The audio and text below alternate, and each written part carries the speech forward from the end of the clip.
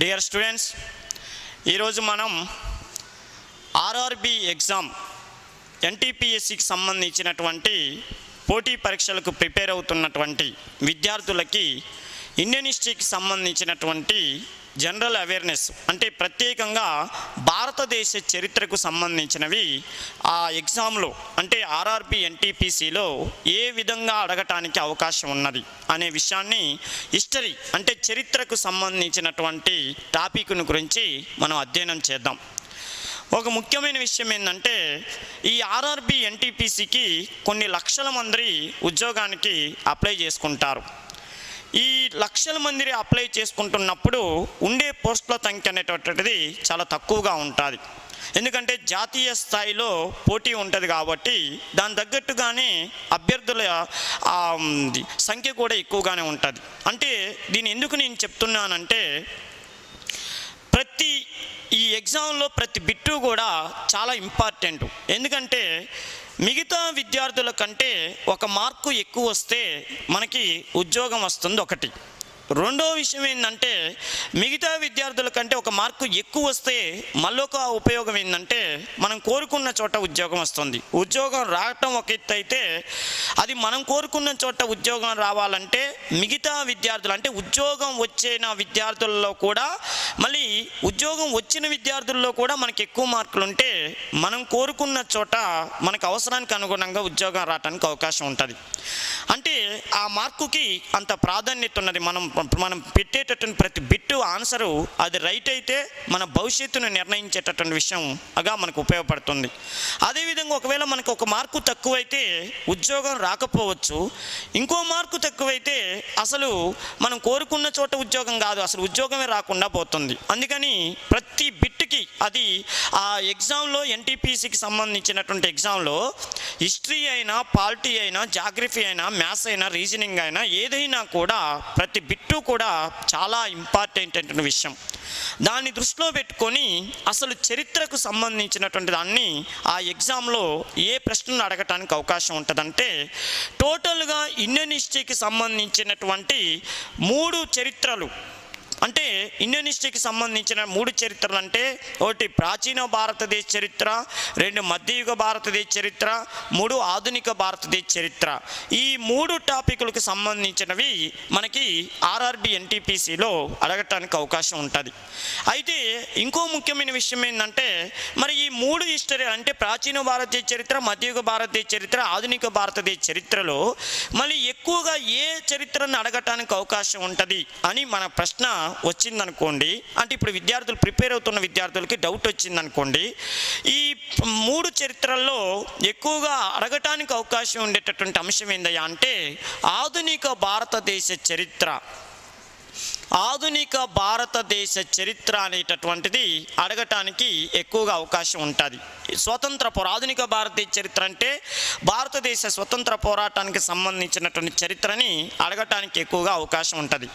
అది ప్రత్యేకంగా ప్రతి విద్యార్థి కూడా గుర్తుపెట్టుకోవాలి. ఎందుకంటే అనవసరమైనటువంటి టాపిక్లు చదివి టైం వేస్ట్ చేసుకునే దానికంటే మనకి ఏదైతే అడగటానికి అవకాశం ఉంటుందో దాన్నే క్షుణ్ణంగా 2 సార్లు 3 సార్లు చదువుకుంటే ఈ పోటీ పరీక్షల్లో విజయం సాధించడం అనేది పెద్ద కష్టమేమీ కాదు.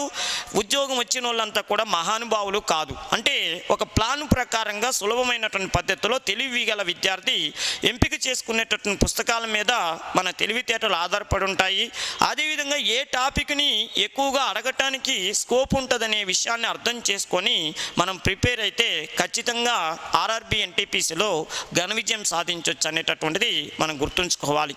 అయితే ఇంకో ముఖ్యమైన విషయం ఏంటంటే అసలు ఈ ఆధునిక భారతదేశ చరిత్ర కానీ ఇండియన్ హిస్టరీని అడగటానికి ఎన్ని మార్కులు అడగటానికి అవకాశం ఉంటుంది అనేది కూడా మనం ప్రత్యేకం చూసుకుంటే గత ప్రీవియస్ పేపర్లో కొన్ని సంవత్సరాల నుంచి వస్తున్నటువంటి ఎగ్జామ్కి సంబంధించింది ప్రీవియస్ పేపర్లను గమనించినట్టయితే ఆధునిక భారతదేశ చరిత్ర కానీ అసలు టోటల్ భారతదేశం బాగా ఇప్పుడు విద్యార్థులు గమనించాల్సింది ప్రాచీన భారతదేశ చరిత్ర, మధ్యయుగ భారతదేశ చరిత్ర, ఆధునిక భారత చరిత్ర 3 చరిత్రల్లో ఎక్కువగా అడిగేటటువంటిది ఆధునిక భారతదేశ చరిత్ర, అది కూడా ఎక్కువగా స్వతంత్ర భారతదేశ చరిత్రని ఎక్కువగా అడుగుతాడు.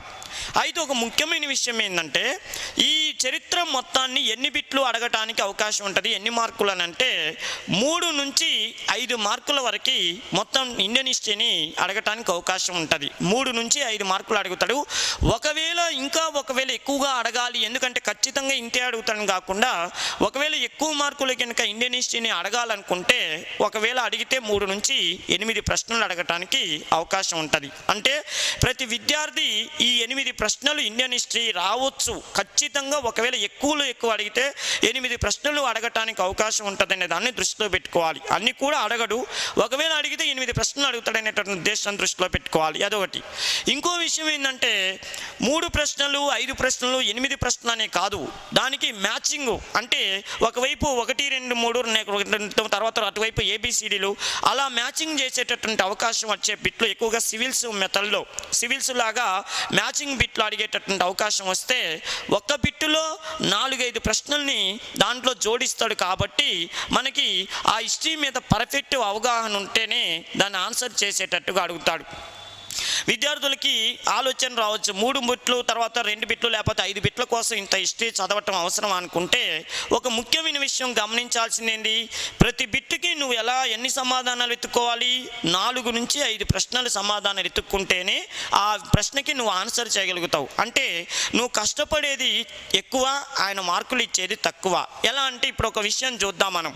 ఉదాహరణకి ఐఎన్సి ఉన్నది. ఐఎన్సి అంటే ఇప్పుడు ఆధునిక భారతదేశ చరిత్రలో స్వతంత్ర పోరాటంలో ఐఎన్సికి సంబంధించినది. ఐఎన్సి అంటే ఏంది, Indian national Congress. Indian national Congress గురించి ఒకవేళ రేపు మిమ్మల్ని ప్రశ్న అడగాలనుకుంటే ఇప్పుడు భారత జాతీయ కాంగ్రెస్ అనేటటువంటిది ఎప్పుడు స్థాపించారు అనేటటువంటిదంటే ఇది సులభతరమైనటువంటి ప్రశ్న. 1885 సంవత్సరం డిసెంబర్ 28వ తారీఖు నాడు భారత జాతీయ కాంగ్రెస్ను స్థాపించారంటే ఒక్క ప్రశ్నతో ఒక సమాధానం అయిపోయింది, మనకి ఒక మార్కు వస్తుంది. కానీ రేపు ఇదే భారత జాతీయ కాంగ్రెస్ గురించి ఇలా అడగకపోవచ్చు.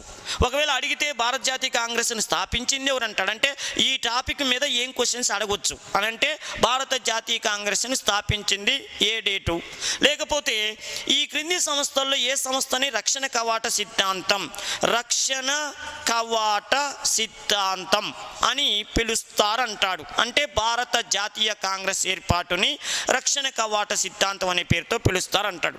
లేకపోతే భారత జాతీయ కాంగ్రెస్ని స్థాపించినప్పుడు గవర్నర్ జనరల్ అంటే అప్పుడు వైస్రాయ్ ఎవరు అంటాడనుకోండి, డప్రిన్ అనేటటువంటిది మనకి తెలిసినటువంటి విషయం. ఇంకోటి ఇప్పుడు ఇక్కడ ప్రశ్నల్లో విద్యార్థులు గమనించాల్సిన విషయం ఏంటంటే ఆర్ఆర్బి ఎన్టీపీసీ ఎగ్జామ్లకి సివిల్స్ లెవెల్లోనో లేకపోతే గ్రూప్ 1 గ్రూప్ 2 లెవెల్లో డెప్త్గా ఎట్టి పరిస్థితులు అడగడు. పిల్లగానికి కనీస అవగాహన అంటే 8th 9th 10th చదివిన వాళ్ళకి సోషల్ స్టడీస్ మీద ఎలాంటి అవగాహన ఉండాలో ఈ ఆర్ఆర్బి ఎగ్జామ్లో కూడా అదే యాంగిల్లో అడుగుతాడు. అంటే 8th 9th 10th మీద మనకు అవగాహన ఉంటే చాలు, అదే విధంగా అడుగుతాడు. ఇప్పుడు ఇండియన్ హిస్టరీ కూడా అంతే. ఈ భారత జాతీయ కాంగ్రెస్ స్థాపించింది 1885, ఇది మనకి ఎప్పటి నుంచో 8th క్లాస్ నుంచే తగులుతుంటుంది. రక్షణ కవాట సిద్ధాంతం, జాతీయ కాంగ్రెస్ ఏర్పాటుని రక్షణ కవాట సిద్ధాంతం అనే పేరుతో పిలుస్తారు. భారత జాతీయ కాంగ్రెస్ స్థాపించినప్పుడు బ్రిటిష్ ప్రభువు ఎవరు అంటారు అంటే వైస్రాయ్ ఎవరయ్యా అంటే డప్రిన్ అంటాడు. లేకపోతే భారత జాతీయ కాంగ్రెస్ను స్థాపించినప్పుడు మొట్టమొదటి అధ్యక్షుడు ఎవరు, డబ్ల్యూసి బెనర్జీ అనేటటువంటిది. ఇలా సులభతరమైనటువంటి ప్రశ్నలు మీ ఎన్టీపీసీ వీటికి అడగటానికి. అంటే ఇక్కడ ప్రతి విద్యార్థి గమనించాల్సింది పుంకలుగా పుస్తకాల దగ్గర వేసుకొని ఎట్టి పరిస్థితుల్లో ఆ 3-4 ప్రశ్నలు ఖచ్చితంగా సంపాదించుకోవాలి. లేకపోతే ఇంకా డెప్త్గా చదువుకుంటే మిగతా స్టూడెంట్ కంటే నాకు ఎక్కువ మార్కులు వస్తాయని కాదు, పైన ప్రశ్నే అడుగుతాడు. కానీ దాన్ని మనం అతి తక్కువ మెటీరియల్తో ఎక్కువ మార్కులు తెచ్చుకునేటట్టుగా ఆ మంచి ప్రామాణిక పుస్తకాన్ని తీసుకుంటే దానికి విజయం సాధించటం పెద్ద కష్టమేమీ కాదు. అయితే ఒక విషయం ఏంటంటే ఈ ఐఎన్సికి సంబంధించి డైరెక్ట్ బిట్లు 1 మార్కులో ఇలా అన్న అడగొచ్చు, భారత జాతీయ కాంగ్రెస్ స్థాపించింది ఇది అని అడగొచ్చు. ఒకవేళ ఇప్పుడున్న పోటీ పరీక్షల్లో ఎట్లయినా చేసి విద్యార్థిని మంచి క్వాలిటీ ఉన్న విద్యార్థికి ఉద్యోగం రావాలి అనుకుంటే అదే ప్రశ్న ఇట్లా కూడా అడగొచ్చు. ఉదాహరణకి ఐఎన్సి అనే ప్రశ్న అడగాలి అనుకుండు, దాన్ని ఒక ప్రశ్న అడగకుండా దాన్ని మ్యాచింగ్ లాగా తయారు చేస్తాడు. ఉదాహరణకి 1 2 3 4 అంటాడు అని 1885 లేకపోతే చూడండి డబ్ల్యూసి బెనర్జీ అని ఇటు ఇస్తాడు, లేకపోతే రక్షణ కవాట సిద్ధాంతం, రక్షణ కవాట సిద్ధాంతం అంటాడు. నెక్స్ట్ విషయం ఏందయ్యా అంటే ఇటువైపు ఇంకోటి ఏవో హ్యూమ్ అంటాడు అని ఏబిసిడి లాగా పెడతాడు. ఏబిసిడీలు పెడితే ఎట్లా 18 ఇప్పుడు ఉదాహరణకి డబ్ల్యూసి ఏవో హ్యూమ్ అంటే మొదటి ఇప్పుడు ఇక్కడ ప్రత్యేకంగా ఏమంటాడు కార్యదర్శి, ఒకవేళ ఆన్సర్ పెట్టాలంటే మ్యాచింగ్ చేయడానికి కార్యదర్శి. డబ్ల్యూసి బెనర్జీ పెట్టాలనుకోండు ఉదాహరణకి ఎక్కడో ఇక్కడ మొదటి అధ్యక్షుడు అంటాడు. నెక్స్ట్ రక్షణ కవాట సిద్ధాంతం అనేది ఉంది, దీనికి ఎక్కడో కాంగ్రెస్ అంటాడు. నెక్స్ట్ 1885 ఉదాహరణకి ఇక్కడ కావాలని చెప్పి బొంబాయి అంటాడు. అంటే చూడండి ఇప్పుడు ఏమనాలి 1885 ఇక్కడ ఏం కలుస్తుంది అంటే ఒకవేళ కావాలనుకుంటే బొంబాయి అంటే బొంబాయిలో 1885లో సమావేశం అయ్యారు అంటే ఇది ఏ, ఇది బి, ఇది సి, ఇది డి అనుకుంటే 1885 అంటే బొంబాయి అంటే సి. డబ్ల్యూసి బెనర్జీ అంటే మొట్టమొదటి అధ్యక్షుడు అంటే డి. రక్షణ కవాట సిద్ధాంతం దీన్ని కాంగ్రెస్ ఏర్పాటుని రక్షణ కవాట సిద్ధాంతం అంటారు. ఏవో హ్యూమ్ అనేటటువంటి వాడు ఫస్ట్ అధ్యక్షుడు. అంటే ఈ విధంగా దాని మీద మనకు అవగాహన ఉంటే ఈ విధంగా మ్యాచింగ్ టైప్లో కూడా రేపు ప్రశ్న అడగటానికి అవకాశం ఉంటుంది. ఇట్లా ఏ రకంగా అడిగినా కూడా రేపు మనం ఎగ్జామ్లో ఆ టాపిక్ మీద మార్కులు సంపాదించుకోవాలంటే పూర్తిగా సబ్జెక్ట్ మీద కొంతవరకు అవగాహన ఉండాలి. అది పూర్తిగా డెప్త్గా కాకపోయినా కూడా కొంత అవగాహన ఉండాలి. ఇంకోటి ఇది దీనికి సంబంధించింది ఉదాహరణకి ఆధునిక భారతదేశ చరిత్రలో రేపు ఎన్టీపీఎస్సీ వాళ్ళకి కానీ వీళ్ళకి అడిగేటటువంటి ప్రశ్నలు ఉదాహరణకి ఏ టాపిక్ల గురించి ఎక్కువ అడగవచ్చు అంటే చూడండి 1857 సిపాయిల తిరుగుబాటు. ఈ 1857 సిపాయిల తిరుగుబాటు అనేటటువంటి టాపిక్ ప్రతి విద్యార్థికి కూడా ఏ కాంపిటేటివ్ ఎగ్జామ్ కూడా చాలా అవసరం.